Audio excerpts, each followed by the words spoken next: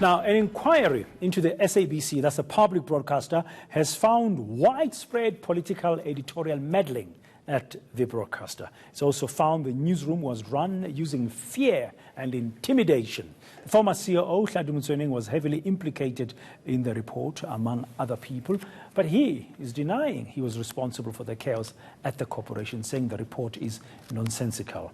Now, in 2016, a group of journalists known as the SABC 8 were fired for standing up against censorship and the capture of the newsroom. One of them, Lukhanyo Calata, is joining us now from our Cape Town studios this morning. Mhlekazi, good morning, and thank you very much for your time. Your initial reaction to this report, I don't assume that you've read all of it yet, but I'm sure you're aware of its main findings. Braden, yes, good morning. Well, I mean, I squeezed through the report last night when I got home. I was very impressed with the work done by the Commission into looking at the editorial interference at the SABC, and in essence, it laid bare some of the issues that we had tried to raise from 2016 onwards. So, very good initial reaction to it. They had done a good job. Yeah. Some commentators would have liked to see more details of why and how the SABC at that time, for instance, became like a personal fiefdom of managers like Lukhanyo Calata.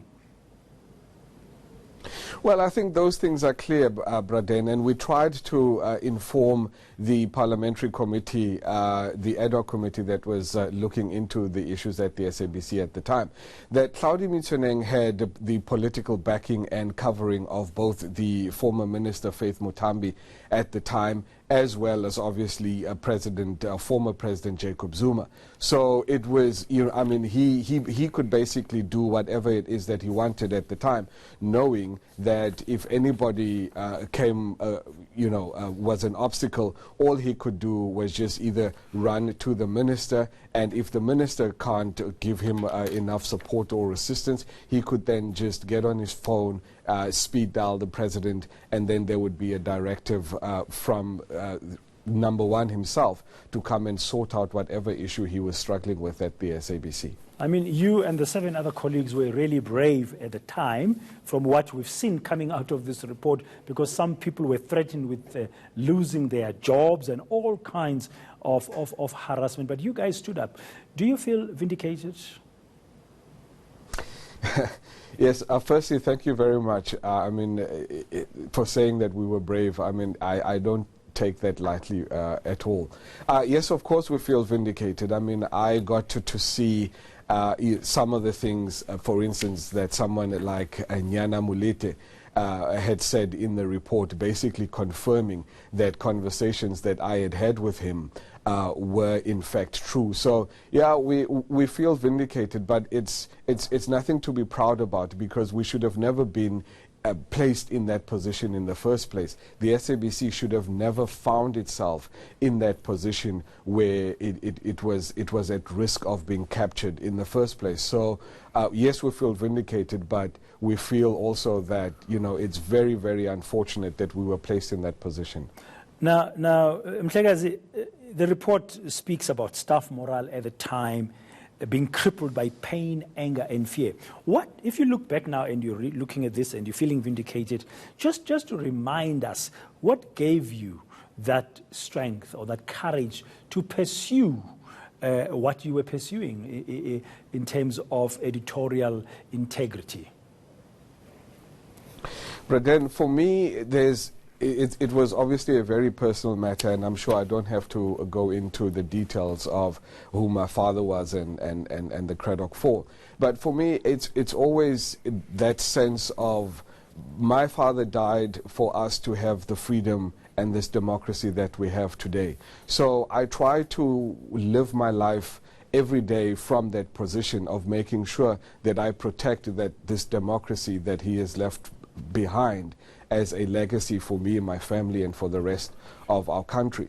So that for me was in essence my motivator, to make sure that I stand up and try my very level best to protect the democracy that was being threatened at the time by people who had nefarious reasons at the SABC, who were trying to stifle our freedom, who were trying to make sure that there are pockets of our nation that do not get the information that they require to be able to make the decisions that they need for themselves and also for their families. Okay. You said you just managed just to squeeze through the report last night. I'm sure you'll be studying it more and more just to get to grips with it. But it got 7 recommendations. Joe Tlolwe and the panel made 7 recommendations, one of which has caught my attention. I mean, all these recommendations are important from an editorial perspective, but there's one that's very human in its nature, which says the corporation needs healing, and as such needs to attend team-building activities focusing on the common good. How do you respond to that particular one? I agree completely. But before the corporation gets to the stage where they can actually start working on team building, the very first thing that I believe needs to happen is that they need to get rid of all the cloudism forces and all the bad apples amongst the very good staff at the SABC.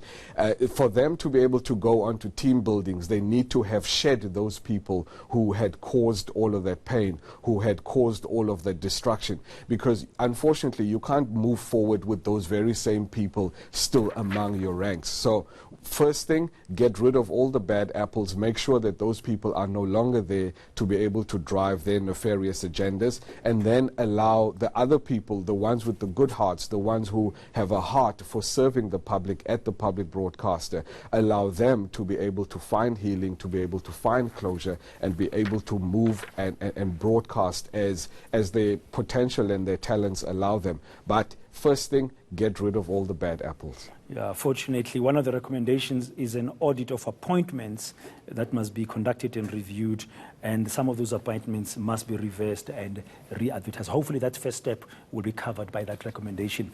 Mhlekazi, thank you very much for your time. Lukhanyo Calata, a former SABC reporter, giving us his initial reaction to the report that has come out after a year-long investigation into allegations of editorial interference